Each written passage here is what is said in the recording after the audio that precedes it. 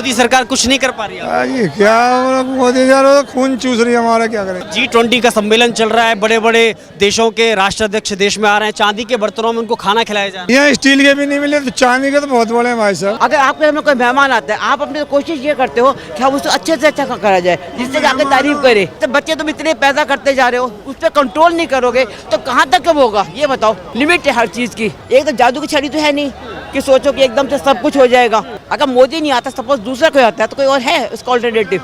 इनके पास कोई ऑल्टरनेटिव है? कोई ऑल्टरनेटिव नहीं है। मोदी ही सब कुछ है, मोदी ही बेहतर है। मोदी मीन्स उसकी कोई फैमिली नहीं है, कुछ नहीं है, उसको अपना कुछ वो नहीं है, वो देश के लिए कर रहा है ना। बाकी सब नेता क्या कह रहे हैं कि मोदी ने देश को बेच दिया। जो पहले खा रहे थे आज उनको नहीं मिल रहा तो वो तो रोएंगे ही। मोदी जी जैसा नेता होना बड़ा मुश्किल है। मोदी जी ने जो ये करा है वो आसान बात नहीं है मैनेज करना पूरा। दुनिया के सारी न्यूज में ये खबर फैली है, तो भारत का डंका तो इससे बजा ही है। तो मोदी सरकार कुछ नहीं कर पा रही है। ये क्या मोदी यार वो तो खून चूस रही है हमारा, क्या करेंगे। कैसे? अरे काम ही नहीं तो और क्या, भूखे पैसे हम गुजार रहे हैं, क्या करेंगे। G20 का सम्मेलन चल रहा है, बड़े बड़े देशों के राष्ट्राध्यक्ष देश में आ रहे हैं, चांदी के बर्तनों में उनको खाना खिलाया जा रहा है। यहाँ स्टील के भी नहीं मिले तो चांदी के तो बहुत बड़े हैं भाई साहब। स्टील के भी नहीं मिले हमारे को, तो चांदी के बहुत है। जब तुम्हारे घर कोई मेहमान आता है तब उसको अच्छे से अच्छे खिलाते हो ना अपने। तो हमारे देश में अगर मेहमान अगर आए हैं, हाँ, अगर आपके घर में कोई मेहमान आता है, आप अपनी कोशिश ये करते हो कि हम उसको अच्छे से अच्छा करा जाए, जिससे कि आगे तारीफ करे, ठीक है ना। तो अगर हमारे देश में बुलाया जाएगा, हाँ तो मेहमानों को बुलाया जाएगा। उसी में भी तो किस चीज के लिए बुला, देश के लिए बुला रहे हैं। क्या नाम है आपका? शशि सक्सेना। तो क्या कहना चाहते हैं? G20 में एक तरफ देश की वाई हो रही है, कुछ लोग कह रहे हैं यहाँ खाने को नाज नहीं है, लोग चांदी के बर्तनों में मेहमानों का स्वागत। तो बासो सब सोचते कि चांदी के जब बच्चे तुम इतने पैदा करते जा रहे हो, उस पर कंट्रोल नहीं करोगे तो कहाँ तक कब होगा ये बताओ। हर चीज का देखो ना, लिमिट है हर चीज की। ये देखो, ये है लिमिट होनी चाहिए हर चीज की। मोदी स्वागत कर रहे हैं तो सही बात है ये। अगर हमारे घर कोई मेहमान आता है उसका स्वागत नहीं करते, वही चीज है। अगर मेहमान आए उनका स्वागत कर रहे हैं तो कोई बुरी बात। तो जो बाहर देश के जो लोग हैं वो मोदी की तारीफ कर रहे हैं, उनके नेतृत्व क्षमता की, उनके काम की, उनके स्वागत की, उनके विकास कार्यों की। लेकिन देश में ही लोग कह रहे हैं कि साहब हम तो भूखे मर गए। वो तो भूखे तो हमेशा कभी रहे हैं, भूखे तो हमेशा राम राज्य से भूखे रहे हैं। गरीब नबी तो हमेशा रहता है, ये तो कभी था ही नहीं। ये देखो ना, ये तो अपनी कंपनी लेके आएगा मोदी। अब देख नहीं रहे आप? देखो भैया परेशान है, सुबह से कुछ भी कमाई नहीं हुई है। दुनिया परेशान है, तुम भी परेशान हो, हम भी परेशान है। क्यों जी? खुश किस में है ये बताओ, किस में खुश है? अगर मोदी नहीं आता, सपोज दूसरा कोई आता है, तो कोई और है उसका ऑल्टरनेटिव। इनके पास कोई ऑल्टरनेटिव है? कोई ऑल्टरनेटिव नहीं है। कोई नहीं है। कोई नहीं, सब मतलब मोदी ही सब कुछ है, मोदी ही बेहतर है।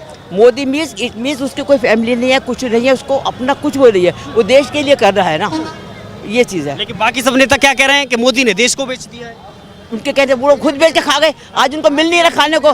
जो पहले खा रहे थे आज उनको नहीं मिल रहा तो वो तो रोएंगे ही।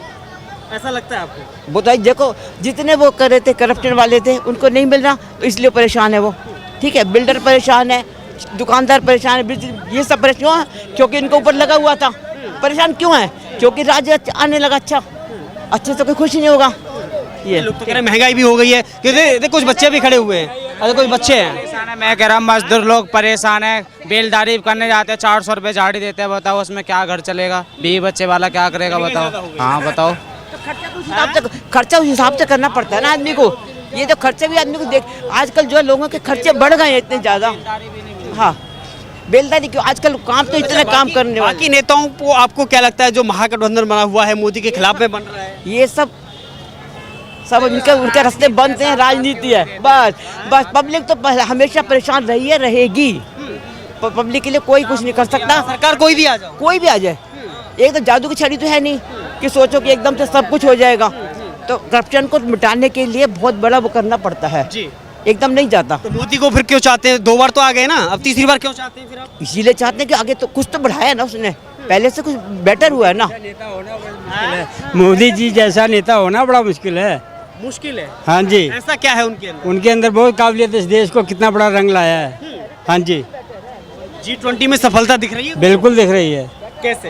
अरे दिख रही है, इतना बड़ा उसने यहाँ से वहाँ तक देश में बुलाया। यहाँ पे किसी ने नेता ने आज तक बुलाया था? किसी को नहीं बुलाया था ना। फिर G20 से तरक्की हो रही है। तरक्की हो रही है। नहीं हो रही, बताओ। बाहर देश का कोई आया, अब हमारे उसमें हमारा देश में कोई आया है बाहर का कोई? नहीं आया। G20 से देश को क्या मिला, इस भारत को क्या मिला? G20 मतलब एक ऐसा जगह है कि जो सारे जो देश के लोग होते हैं वो आकर प्लान बनाते हैं, फाइनेंशियल प्लान और भी। लेकिन देश को ये मिला कि एक तो पहली बात बहुत खर्चा हुआ इस चीज़ में, ये तो है ही। बाकी मोदी जी के जो कि वो चाहते हैं कि सबसे संबंध बनाना अपना, उनके संबंध और गहरे हो गए। लेकिन अब इससे ये देखा जाएगा कि दूसरे भी इतने ही संबंध बना रहे हैं मोदी जी से कि नहीं बदले में। मोदी जी ने तो अपना सब करा अच्छे से, उनको खाना खिलाया अच्छे से, सब कुछ करा, खातेदारी। लेकिन ये देखना है जो अमेरिका जितने भी जहाँ के नेता हैं, क्या वो भी उतना ही मतलब मोदी जी को समर्थन करेंगे बदले में, और मतलब और रिश्ते मजबूत होंगे, आर्थिक या फिर कोई योग्यता मतलब मिल पाएगी। बात तो यहीं से हो गई कि जब जो बाइडेन जैसे राष्ट्रपति यहाँ पर आते हैं, मोदी से आकर के हाथ मिलाते हैं, ऋषि सुनक जैसे आकर के अक्षरधाम में दर्शन करते हैं और गर्व से कहते हैं मैं हिंदू हूँ, मुझे इस बात का गर्व है। लेकिन भले ही केवल 2 देशों को में पेट में दर्द है, चाहे वो चीन में और पाकिस्तान में। चीन में देखो, पाकिस्तान से तो अपने पुरानी दुश्मनी है, उनसे चाहे क्रिकेट लगा लो चाहे कुछ लगा लो, कोई खुश नहीं हुआ आज तक। और रही बात चीन की, तो बॉर्डर के चक्कर में उनसे भी तनाव चल रहा है आजकल, तो वो भी मतलब इसलिए वो भारत नहीं आए। और पाकिस्तान तो आ ही नहीं सकती थी, आपको पता ही है G20 के बारे में। बस मैं यही कहना चाहूँगा कि जितने भी देश हैं बाकी के, वो मोदी जी से बढ़िया सहयोग करें और भारत का मतलब इससे फ़ायदा हो, आर्थिक रूप से और किसी भी चीज़ से भारत का फ़ायदा हो। लगता है कि पाकिस्तान उस लेवल का नहीं रहा है कि उसका नाम भी लिया जाए, उनकी बात की जाए, हिंदुस्तान से जोड़ा जाए। देखो, भारत वाले ने तो कभी पाकिस्तान से कभी पहले गद्दारी नहीं करी शुरुआत में। जो भी करी, चाहे ज़मीन हड़पने की चीज़ हो चाहे कुछ हो, हमेशा पाकिस्तान ने ही करी है। या आतंकी हमला कराने की बात, या आतंकी हमला कराने का करा है। तो भाई हम सारे भारतीय अपने देश के लिए तो बहुत कट्टर हैं, और भाई अगर आगे भी पाकिस्तान कुछ ऐसा करेगा तो हमारा देश उसका सामना करने में और बदला लेने में बिल्कुल सक्षम है, आर्थिक रूप से भी और सैनिक के रूप से, हर चीज़ में। कि जब से मोदी सरकार आई है तब से देश मजबूत हुआ है, या फिर ऐसे एक मतलब कह सकते हैं पहले पाकिस्तान कोई भी घटना करता था एक मुंह तो जवाब नहीं दे पाता था, लेकिन मोदी आए तब से ये स्थिति बनी है? नहीं, इसमें तो बस वो है ही, मतलब इसमें तो फ़ायदा है ही, पर थोड़ा गरीबों का भी मोदी को थोड़ा देखना चाहिए। मतलब वैसे मोदी जी ने काम अच्छा करा है, लेकिन अब मैं मतलब किसी को यूँ नहीं कहूँगा कांग्रेस अच्छी है या बीजेपी, परेशानी सब में ही है। जो उनसी भी सरकार आएगी आदमी को उससे परेशान मिली है। आज केजरीवाल जी हैं तो बस फ्री हैं लेडीज़ की, तो सब उसकी तरफ हैं। कल को कोई और स्कीम कोई लाएगा तो वो उसकी तरफ हो जाएंगे।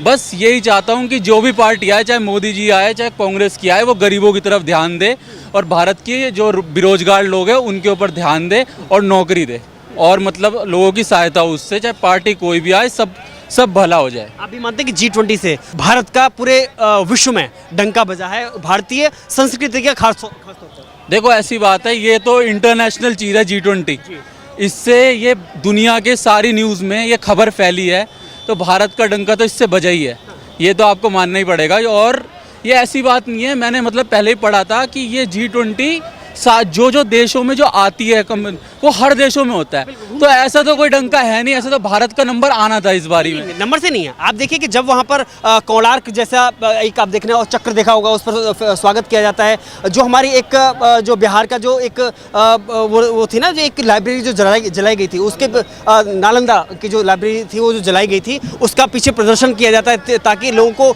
विश्व को पता चले कि हमारे साथ में ऐसा हुआ था, मुगलों के समय में ऐसा हमारे साथ में हुआ था, अत्याचार हुए थे। और आप देखिए शंखनुमा वो मिलेगा आपको, जो भारत मंडपम का जो नाम दिया जाता है उसके बाहर में नटराज की एक बड़ी सी प्रतिमा लगाई जाती है। लगता है कि एक भारतीय संस्कृति का वो प्रचार प्रसार करना, पूरे विश्व को मैसेज देना, और उससे भी बड़ी बात इंडिया को हटा करके नाम भारत रखना, इससे भारत का बहुत मतलब दुनिया में डंका बजा है।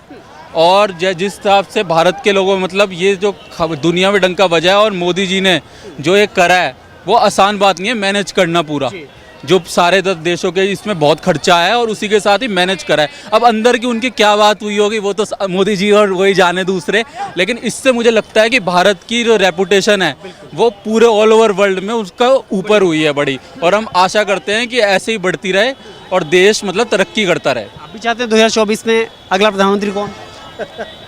अब भाई इससे तो चाहता तो मैं ये हूँ कि कोई भी आ जाए, बस गरीबों का भला करे, क्योंकि बस गरीबों का भला करे, ऐसा चाहे मोदी जी आ जाए चाहे राहुल गांधी आ जाए, हाँ जैसे कराएं चाहे आए, बस देश की तरफ देखें। ना मैं मोदी जी के साथ हूँ ना मैं किसी और। मोदी देश की तरफ देख रहे हैं या नहीं देख रहे हैं? मोदी जी देख रहे हैं देश की तरफ, लेकिन और देख सकते हैं गरीबों की तरफ, और मतलब यही कहना चाह रहा हूँ मैं। लेकिन जब कांग्रेस सरकार आई थी उनकी भी कुछ कमियां थी, उनकी भी कुछ प्लस पॉइंट थे।